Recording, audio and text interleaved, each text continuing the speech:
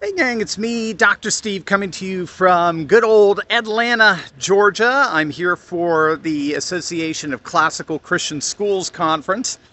My first time being back here in over 5 years. I used to speak at this conference every single year for over a decade when I was involved in classical education, and it's just so wonderful being back here to reconnect with all of my former colleagues. But my, oh my, are we starting to see something absolutely huge across the nation. Bottom line, when all said and done is, sorry, my camera's going a little crazy. Hello, I'm over here. Yeah, there you go.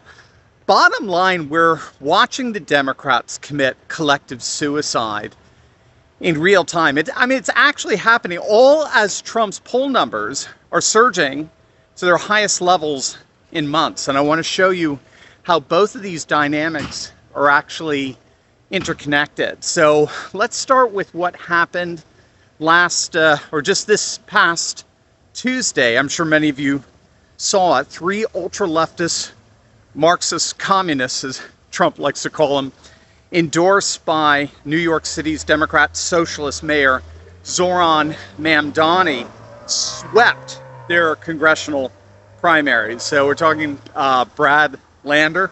He's the former New York City comptroller. He didn't just beat 2-term incumbent Dan Goldman, who, by the way, led the impeachment efforts against President Trump. He demolished him by over 30 points. He Liz Cheney'd him. That's not a defeat. That's a political execution. And then the New York 13 district, a woman by the name of Daria Liza Avila Chevalier. She's a radical leftist community organizer who recently converted to Islam. She helped run anti-Israel protests in Columbia University. She's part of a campus group with a stated goal of eradicating Western civilization. We'll talk about that in a moment. She beat her opponent, who was a 5-term chairman for the Congressional Hispanic Caucus. So she won. And then in an open seat in New York 7, Mamdani backed Claire Valdez. She rolled to victory by more than 20 points in her contest. So all 3 seats are safe Democrat holds heading into November. And so Mamdani clearly is the face of the party right now.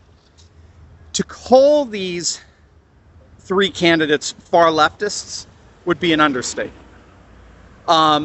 They are anti-American, third worldist radicals. They're running for office for one reason, and one reason only, and that's to help bring down this nation from the inside.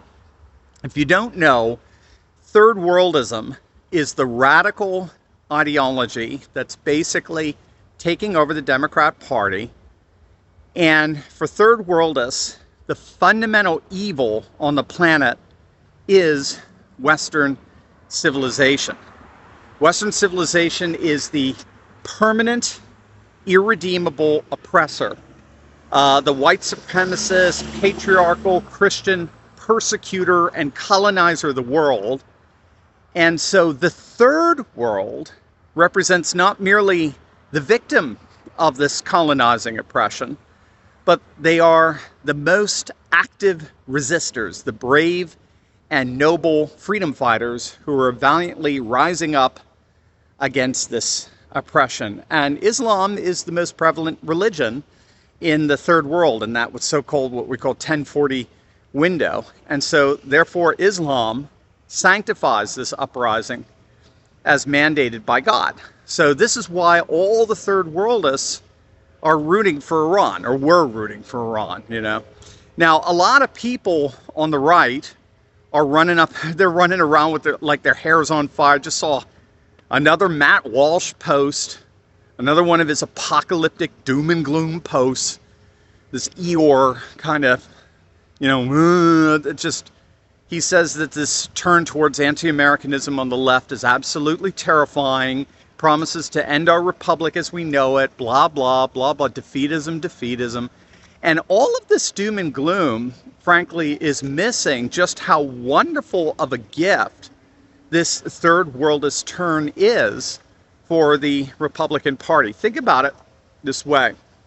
If the new battle is no longer left versus right, or even the people versus the political class, it's now pro-America versus post-America.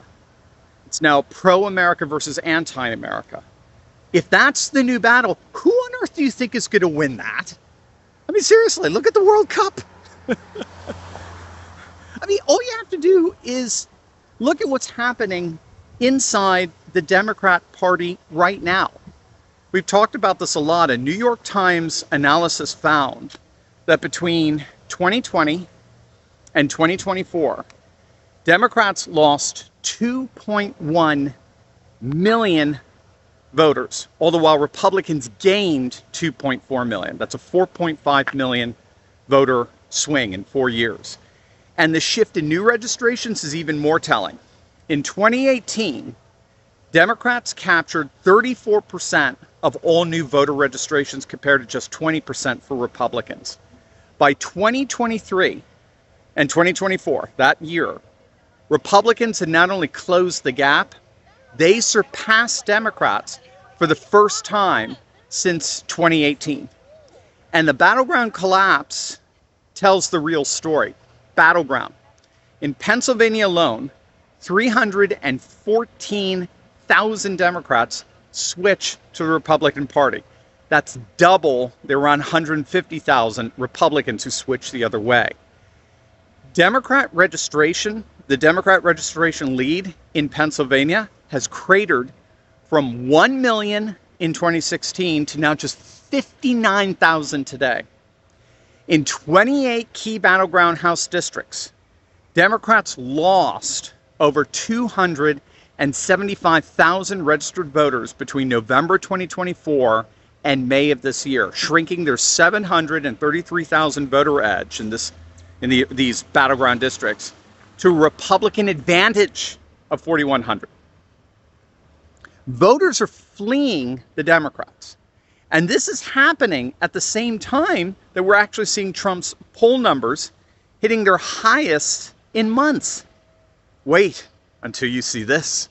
I know you keep telling yourself at some point in the future you're going to buy and store away a few dozen gallons of water just in case an emergency hits your family and the water shuts off.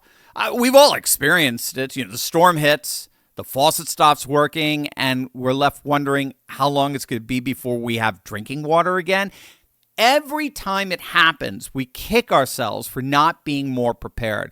Well, here's an easy step that you can take that costs less than a dinner out. It's called the Pure Water Straw, and it can clean an entire year of water for you. It's absolutely amazing. It's the perfect emergency tool for making sure your family always has clean water through a disaster. So I got a little bit of some dirty water here, as it were, and what you do is you just take it out and you take the top off, and then what you can do is you can drink from any water source, no matter how dirty. Check this out.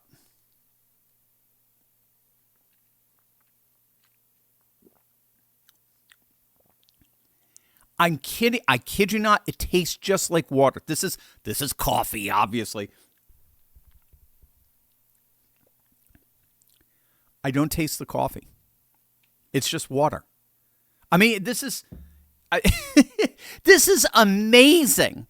The Pure Water Straw allows you to drink from literally any water source, from the pond, from the mud puddle, the bucket that caught the rainwater, even, I kid you not, even the toilet. The Pure Water Straw instantly cleans out bacteria, pathogens, and debris and purifies the water. So you can drink clean water from any source without worrying about puking your guts out. We have these in our home. We got them in our cars. We've got them in our go bags. Or emergency responders actually recommend having one of these on hand for every member of your household. They store well in their sealed bag. It's a tool your family would be able to count on for years to come. Now, if a takeout meal is more important than a year of clean water for your family, well, then obviously the Pure Water Straw isn't for you. But If you know how important clean water is and understand how quickly a disaster can change everything, then getting a few of these pure water straws is a no-brainer. It's the most logical next step, both for your peace of mind, but also from an investment price standpoint, because normally these are $45 each, but today the makers, Sierra Madre, need to make some space in their Wisconsin warehouse, and so they're marking these guys down over 60% with free shipping to boot. Click the link in the description below and grab yours today so your family's ready for the next crisis or disaster. You won't regret it. Click on that link below right now. Yeah, the peace bump continues. President Trump's approval rating has climbed to nearly 50%, his highest since the Iranian conflict started. This according to the latest Daily Mail Jail Partners poll that was conducted shortly after Trump signed the memo of understanding with Iran. That's, of course, aimed at ending the conflict on our terms, by the way, completely and totally on American terms. They've been rendered inert. They have no ability to project power, and so we get to set the terms there. That figure, that nearly 50%, represents a very noticeable jump from the low 40s just a couple of months back in mid-March. And more pollsters are noticing, again, what they're calling the peace bump. And it's coming at least in part from the falling gas prices, for sure. People are very, very happy about that. But it is also happening because of a falling Democrat Party. So our good friend Seth Keshel, the election analyst, who's like 99.9% accurate in his forecast back in 2024, he's arguing that this lurch to the far left by the Democrat Party is simply the greatest gift that the Republican Party could possibly get. And he uses the example, it's actually a counter example from New England, and it's very interesting. Today, if you look at the electoral map of New England, where I'm from, originally I'm from Connecticut, the whole region is a Democrat monolith, right? Susan Collins is the only Republican member of Congress out of 33 possible seats. It wasn't always that way. George Herbert Walker Bush, back in '88, not even running on a full Reagan landslide, he still won the majority of electoral votes from New England. I mean, Vermont was reliably Republican for over a century. Maine and New Hampshire were the same. So what happened? Well, what happened is that the Republican brand became increasingly alienated from the New England voter. The Republican brand became increasingly associated with things like the Bible Belt and, evangelical social conservatism and causes that really didn't resonate in highly secular, densely urban New England. The party was perceived as just completely out of touch with the New England inclination towards infrastructure and education and, economic pragmatism. So over roughly a decade, New England just crossed the line and it went Democrat, and it frankly has not come back. What Seth is arguing is flip the map and imagine that very same process, but now in reverse. That's exactly what the Democrat Party is doing to itself right now, for example, in the Rust Belt, certainly in the South, in the upper Midwest, and in heavily Hispanic areas of Florida, Texas, and even California. If you compare the county by county presidential maps of 2008, the height of Obama, with 2024, just side by side, you'll see the most dramatic political realignment in modern American history. And it was primarily driven, Seth would argue it was driven entirely by the left's lurch toward genuine socialism and the right's pivot to nationalist populism, to away from the outdated neoconservatism to more pragmatic, problem-solving populism. So this massive lurch to the Marxist left that we saw, particularly on Tuesday, is only going to further alienate the Democrat Party from the vast majority of the country. Again, poll after poll, survey after survey shows Americans now overwhelmingly support securing the border. They overwhelmingly support these mass deportations. They overwhelmingly support getting rid of males and biological males in women's sports. They don't want America to be the world's policeman. They find wokeness abhorrent. Just think about it. 3 years ago, those positions would have gotten you called an extremist, right-wing xenophobe. Today, they're mainstream. Not because the country moved left, but because the left moves so far in the opposite direction. I'm sorry, not because so much of the country moved right, but because the left moves so far in the opposite direction, away from the center, that the center shifted. And this is the moment right now, with Trump's numbers ticking upward and gas prices dropping, that Republicans, frankly, should be celebrating, not panicking over. So let the municipal socialists have their way. Let them lurch to their own party, what's left of it, to the far left.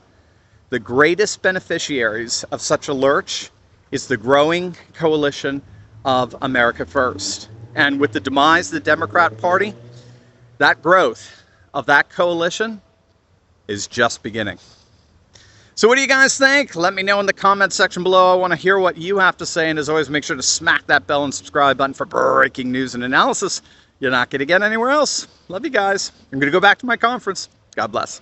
If this video resonated with you, there's a whole lot more where that came from. The Courageous Patriots Club is where we go deeper. Click the link and step inside.